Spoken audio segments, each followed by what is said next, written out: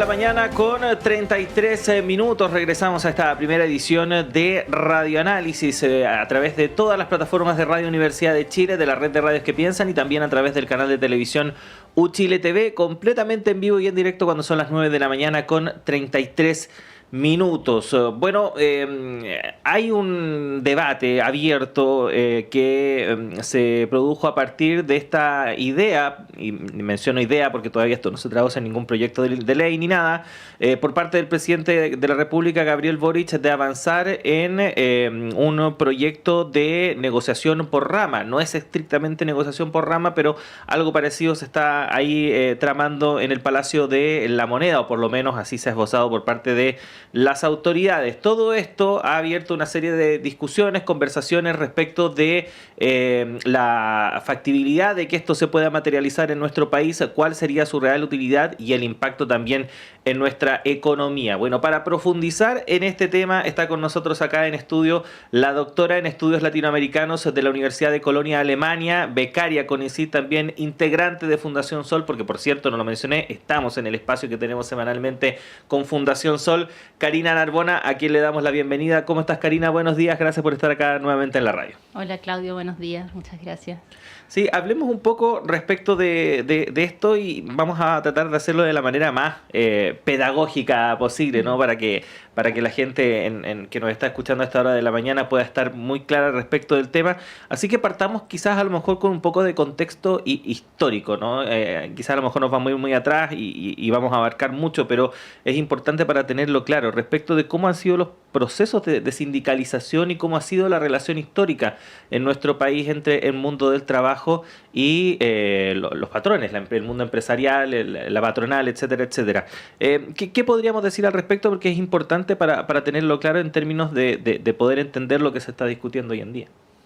Sí, es una muy buena pregunta porque es necesario mirar los antecedentes de lo que había antes para entender bien lo que tenemos ahora. Uh-huh. Y ahí, bueno, hay que considerar que en Chile, como en otras partes, en el contexto de la llamada cuestión social, hubo grandes movilizaciones, hubo mucha agitación obrera, mucho asociacionismo obrero, la formación de las primeras organizaciones sindicales, o como se le llamó también, de sindicatos libres, al margen del Estado previo a la ley. Y llegado un momento, por la década de 1920, particularmente en 1924, se dictan las leyes sociales y ahí aparecen las primeras leyes de organizaciones sindicales. Y posteriormente lo que ocurre es que el Código del año 31, el primer Código del Trabajo, viene a reunir todas estas leyes y a institucionalizar, digamos, el conflicto laboral y con ello también las organizaciones sindicales. Este era un código que tenía muchas restricciones, bueno, a partir de las mismas leyes del 24, y que si bien reconocía a las organizaciones sindicales, a la negociación colectiva, aunque no se le llamaba propiamente negociación colectiva, a la huelga, establecía bastantes rigideces, límites, pensando siempre en contener el conflicto y la politización obrera. Un ejemplo de esto, para formar un sindicato, que existían en dos modalidades, sindicatos profesionales para unirse en torno a los oficios y sindicatos industriales, que eran los sindicatos obreros y que tenían una ubicación a nivel de empresa. Para poder formar sindicatos tenía que ser solicitado al presidente de la República, que concedía la personalidad jurídica, y esto era considerado como una especie de filtro, comillas, de blancura de las organizaciones. Se impedía acumular fondos con fines de resistencia, por ejemplo. Se establecía que los fines de los sindicatos tenía que ser conservar la disciplina y el orden en el trabajo. O sea, había una clara intención de reducir la politicidad y reducir el conflicto en un contexto también donde soplaba, ¿verdad?, el temor a que se instaurara en Chile un movimiento obrero poderoso y donde también estaba todo el influjo de la revolución posteriormente. Bueno, desde antes, pero posteriormente de la Revolución Rusa y sus efectos en términos de organización política y de concientización en términos políticos de los y las trabajadoras. Y entonces tenemos un Código del Trabajo que viene a restringir, pero por otro lado, y esto es importante, este Código del Trabajo tuvo que reconocer algunas formas de articulación sindical más allá del nivel de empresa. Para que quede claro, y despejando algunos conceptos, negociación por rama es cuando una organización o más representativas de las y los trabajadores negocian con organizaciones, una o más representativas de los empleadores, y llegan a suscribir un acuerdo colectivo que por lo general es obligatorio no solamente para las organizaciones que lo suscriben, sino que para todo un sector económico, una área de actividad económica. Luego tenemos también otras formas de negociación más allá de la empresa, por ejemplo, la negociación multiempleador, que establece la negociación conjunta entre trabajadores y empresarios de varias empresas. Eso no es lo mismo que lo que existe actualmente en Chile, que es la negociación de sindicatos interempresa, donde no se les permite negociar conjuntamente en relación a varias empresas, sino que tienen que ir una por una, consecutivamente, cada empresa de manera aislada. Y lo que tenemos hoy en día, entonces, es una negociación estrictamente centrada en la empresa.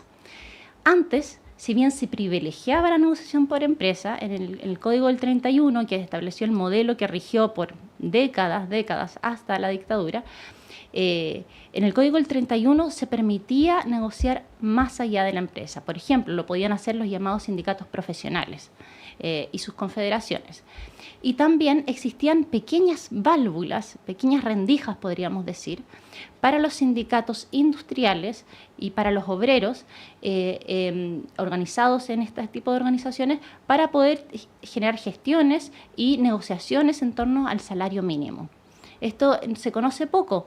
El artículo 44 del Código del Trabajo antiguo lo que permitía era establecer comisiones mixtas de salario mínimo obrero que generaban pisos salariales, pero a nivel de una provincia o un departamento, es decir, para una rama de actividad, pero restringía un territorio.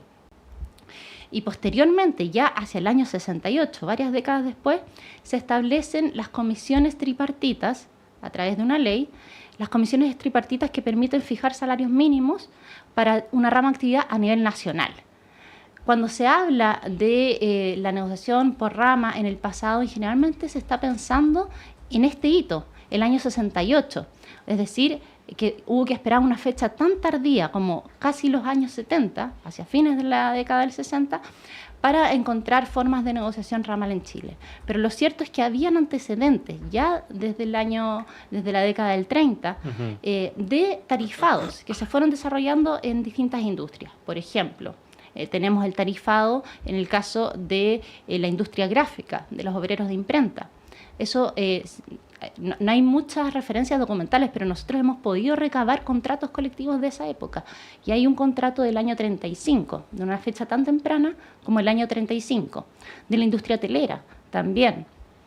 Luego tenemos que fueron avanzando estas formas de negociación en otras industrias, por ejemplo, los obreros del calzado en la década del 40, tenemos electricistas también, y posteriormente, también a través de la vía del sindicato profesional, se llegó a negociaciones colectivas multiempleador o sectoriales en áreas como la marítima, en áreas como la molinería, la panadería, chancherías, las radiodifusoras, las radios también tuvieron su negociación ramal. Y todo esto previo a el tarifado y la ley de comisiones tripartitas que se estableció institucionalmente hacia fines de la década del 60. Por lo tanto, decir que estas formas de negociación colectiva fueron muy tardías y excepcionales, un par de casos aislados, no es contar la historia completa. Y la historia más larga, la historia más rica y compleja del sindicalismo en Chile es que, a pesar de las restricciones del Código del Trabajo y de las leyes que hacían que predominara la acción colectiva centrada en la empresa, en los límites de la empresa, en lo más inmediato, a pesar de eso, se fueron abriendo caminos, formas que se encaminaban a una negociación colectiva ramal como la que se conoce en otros contextos. Es decir, la historia y la tradición sindical es más rica de la que se pinta cuando se dice esto en realidad no existió en Chile. ¿Por qué a tu juicio, Karina, se omiten precisamente esos antecedentes y se trata de reducir en cierta forma estos procesos a hechos puntuales o aislados? Bueno, creo que ahí hay intereses creados, porque la negociación ramal representa una forma de articulación sindical más amplia. Significa también una posibilidad de incidencia, tiene un potencial para incidir en la economía, para elevar los salarios, para disputar también las decisiones a un nivel más importante. Los sindicatos en Chile encerrados en la empresa, con negociaciones muy particulares, sobre los aspectos más inmediatos, obviamente no tienen el mismo poder que los sindicatos en otras partes del mundo, donde pueden tomar decisiones que competen a la generalidad de las y los trabajadores de un sector, por ejemplo. Uh-huh. Eso obviamente significa otro peso, otra voz política en las decisiones de un país y también una incidencia en la distribución de la riqueza, la distribución de los ingresos. Se ha demostrado que las negociaciones colectivas de amplia cobertura, es decir, donde participan una gran cantidad de trabajadores, el mayor porcentaje de los trabajadores asalariados, por ejemplo, de un país, es en esos casos donde se da un mayor peso y una mayor incidencia de la negociación colectiva en la distribución de los ingresos y de los salarios.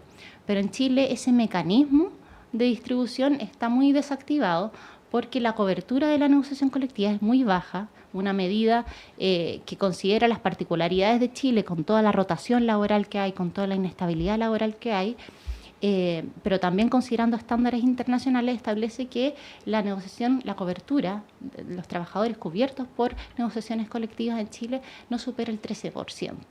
Lo cual es una cifra muy baja. En otros países de la región, por ejemplo en Uruguay, llega al 95%. ¿Por qué? Porque tienen negociación colectiva ramal.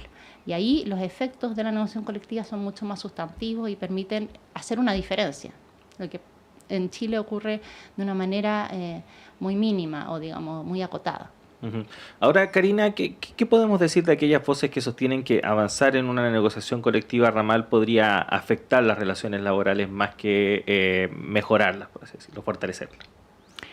Bueno, ahí sin duda yo creo que afecta a las relaciones laborales, porque afecta a los equilibrios de poder.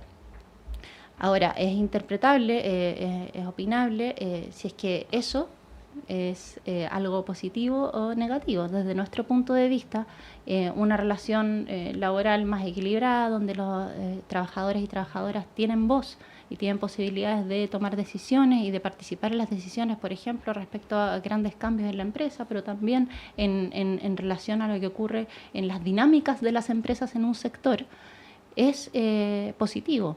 Es una forma de democratización social. Entonces, claro, afecta a las relaciones laborales, pero podríamos decirlo que afecta para mejor, uh-huh, desde el punto de vista de el tipo de relación social que predomina en una sociedad. Uh-huh. ¿Qué otras modificaciones respecto de lo que existe actualmente en términos de relaciones laborales o de condiciones para los trabajadores y trabajadoras se podrían dar con avanzar precisamente en una negociación colectiva ramal efectiva? Es una muy buena pregunta, porque cuando se piensa en la negociación colectiva, un elemento fundamental, lógicamente, es el cambio en materia de salarios, en poder establecer pisos que acerquen los salarios, bueno, a la contribución que hacen los trabajadores en la economía y también a lo que se necesita para poder costear una vida en una economía. En Chile los salarios están muy alejados del costo de la vida, se hace muy difícil poder sostener un hogar y por lo tanto hay que recurrir al endeudamiento. Entonces eso ya es un cambio fundamental, poder incidir en esa materia a través de la negociación ramal. Pero también hay otras materias, cuando los sindicatos son más estables y sólidos, pueden articularse a un nivel superior y negociar en ese nivel, también tienen voz para poder incidir en los derechos sociales, por ejemplo. Para tener una opinión y un punto sobre la mesa cuando se discute sobre vivienda, sobre, por ejemplo, el transporte urbano, uh-huh, sobre distintos aspectos que afectan la calidad de vida de las y los trabajadores, sobre la educación. Pasa a ser un actor político de relevancia, en el fondo, la voz de las y los trabajadores organizados. Y creo que ahí está la riqueza también y el potencial de estos espacios de negociación más amplios. Ujú. Estamos conversando con la investigadora de Fundación Sol, Karina Narbona, doctora en estudios latinoamericanos de la Universidad de Colonia, a propósito de la historia de la negociación por rama en Chile y también el debate que se ha dado en torno a este tema en el último tiempo en nuestro país. Bueno, esta es una demanda desde hace mucho tiempo del mundo de los trabajadores, pero que no se había o no había tenido luces de poder avanzar hacia algo concreto hasta hace un par de años, cuando se mencionó por parte de la ministra Jara, si no me equivoco, ahora candidata presidencial. Ahí estoy un poco, no estoy seguro si fue primero ella o el presidente el que planteó el tema, pero se puso en este gobierno la idea de que se podría presentar un proyecto de ley en la materia. Finalmente ese proyecto de ley no se ha presentado y es muy probable que no se presente ya en lo que resta de administración, por más que el mandatario lo haya reiterado o haya tocado de nuevo el tema en la última cuenta pública. Y se aduce siempre que hay dificultades en torno a avanzar en este tipo de temas a los contextos políticos, los contextos económicos, los contextos sociales. Tomando en cuenta de que es muy complejo de que cambie el escenario en términos electorales, de conformación del Parlamento, en el próximo periodo, incluso en el subsiguiente. ¿Qué otra alternativa pueden tener los trabajadores para avanzar en algo que sea similar a una negociación colectiva ramal o que pueda mejorar las condiciones en las cuales funcionan actualmente los sindicatos de nuestro país, o no hay muchas alternativas más allá de esta? Bueno, sí, quiero ir un poquito más atrás. Claro, esto era un compromiso programático de la administración de Boric y se ha planteado todos los años. Ha aparecido siempre esta mención, esta alusión a la negociación, como le llamaron, multinivel, que si bien en estricto rigor no es en la negociación ramal, la incorporaba, al menos se supone. Y resulta que esto se fue postergando y recién ahora vuelve a aparecer el tema en la última cuenta pública como una mención. Ni siquiera hay una profundización al respecto y puede ser, quizás, puede que lo presenten meses antes de que se acabe el gobierno, pero ya meses antes tiene bastante poco sentido. En realidad es solamente como para poner un visto bueno a una agenda, pero que no tiene ninguna traducción en la práctica, y esto se podría haber hecho desde el principio y hubiese sido otra la correlación de fuerza también para empujar otras agendas que van a favor de las y los trabajadores. Distinto hubiese sido si, por ejemplo, la ley de las 40 horas se hubiese discutido una vez que toda la discusión sobre la negociación por rama y la fortaleza que genera para los y las trabajadoras este tipo de iniciativas hubiese estado presente de manera más activa. Pero bueno, este es el contexto. Tenemos gobiernos que sucesivamente durante los últimos 30 años no han podido llevar o no han querido llevar adelante una agenda sustantiva en favor del cambio de la estructura del plan laboral, porque hay que decirlo, el plan laboral fue el que cerró toda puerta a la negociación en ramal en el sector privado al menos, que es el que regula. Y esto viene a ser una diferencia con respecto a lo que había antes, que si bien predominaba la negociación por empresa y era la corriente principal, digamos, habían otras válvulas, como decía, para poder negociar a nivel de rama. Y este cambio sustantivo, bueno, no ha sido alterado a través de las reformas que se han realizado. Hasta ahora se han realizado principalmente reformas en torno a los derechos individuales del trabajo, pero el derecho colectivo, que es donde se disputan más las relaciones de fuerza entre trabajadores y empresarios, ha sido en general desplazado. Esperar de los gobiernos una iniciativa al respecto, esperar que a través de la ley se vengan a solucionar todos los problemas del mundo sindical no es, digamos, la ruta que podríamos considerar más conveniente, pero sin duda la ley es importante y ahí la propia articulación que logren las y los trabajadores a partir de este tipo de debates que también se están desarrollando va a ser lo que finalmente permita conquistar estos derechos. Y ahí es interesante que se están generando encuentros, que se están generando debates sobre cómo reorganizar el mundo sindical, porque esto de la negociación por rama también establece el gran desafío de generar instancias de unificación que permitan sostener una negociación por rama en el tiempo. Hay algunas por ejemplo, hay algunas experiencias, como la de la Unión Portuaria de Chile, que representó una forma de unidad que les llevó, que abrió un camino o permitió negociar en algunos momentos a nivel por rama en Chile. Esto ha sido más bien episódico, pero hay una experiencia que se está acumulando ahí. También han habido grandes luchas, recordemos el año 2007, el ciclo que hubo de luchas en los sectores estratégicos de la economía, el sector del cobre, el sector, por ejemplo, de las forestales, donde trabajadores subcontratados trataron de negociar más allá de los límites estrechos de la empresa empleadora. Claro, en realidad ahí lo que se estaba empujando era más bien una negociación multiempleador para poder negociar en el caso de Codelco con Codelco y no con la empresa contratista. Incluso podríamos decir es una negociación que fue más allá de los límites de la ley, pero que buscaba negociar con el real empleador, es decir, era como en el fondo intentar negociar genuinamente por empresa.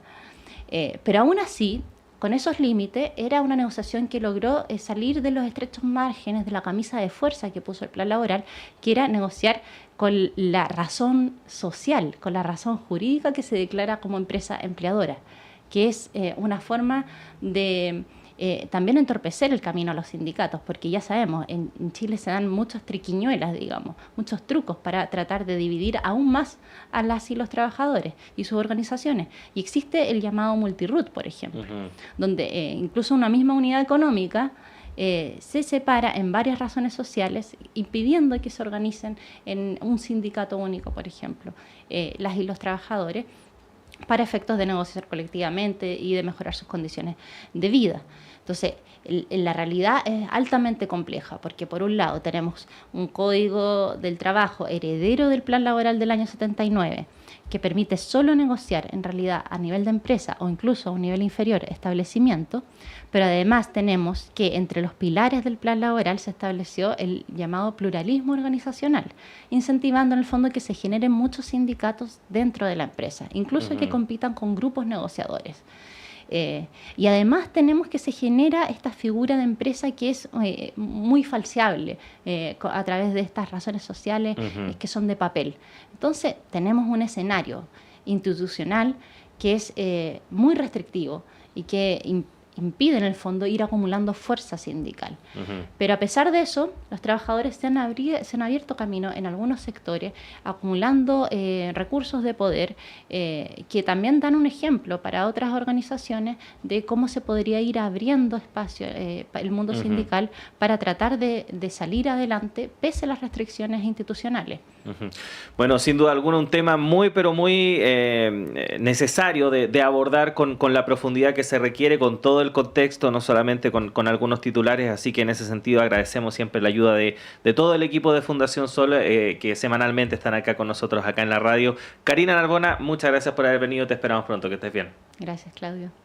Y también nosotros nos despedimos cuando son las 9:56. Siga nuestra sintonía, llega Nicolás Rojas y Semáforo a todas las plataformas de la radio, pero también acompaña la programación de la red de radios que piensan y el canal de televisión Uchile TV. Yo me reencuentro con ustedes el lunes a las 7 en punto con una nueva primera edición de Radio Análisis, pero ojo, a las 13 horas junto a Diana Porras, la segunda edición con todas las noticias del día. Que estén muy bien. El Departamento de Prensa de Radio Universidad de Chile presentó primera edición de